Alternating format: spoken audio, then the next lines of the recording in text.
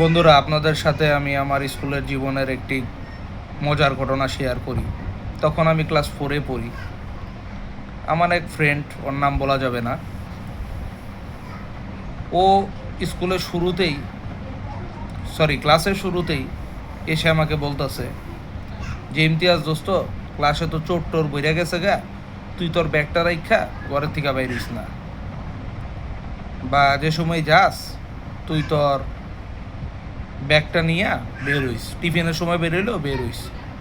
তা আমি টিফিনের সময় করলাম কি, আমার ব্যাগটা ক্লাসে রেখে আমি একটু বের হইলাম টিফিন খাইতে।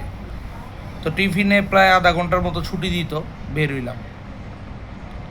বের হয়ে আইসা দেখি আমার ব্যাগে সবসময় স্টাপলার মেশিন থাকতো, খুব সুন্দর, যেটা ক্লাসে আর কারো কাছে আসিল না, মাছের মুখের মতো। তো ওইটাও চুরি হয়ে গেছে গা।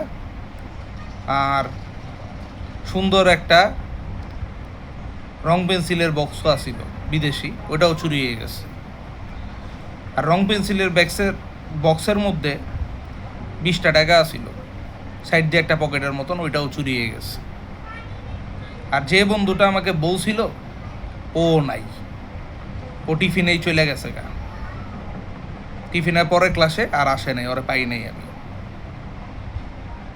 তো এটা আমি পরের দিন স্কুলে যাই নাই। এর পরের দিন আমি আমাদের যে ক্লাস টিচার আছিল ওনার কাছে বললাম। তো উনি ওর ব্যাগ সার্চ করে কিছু পায় নাই।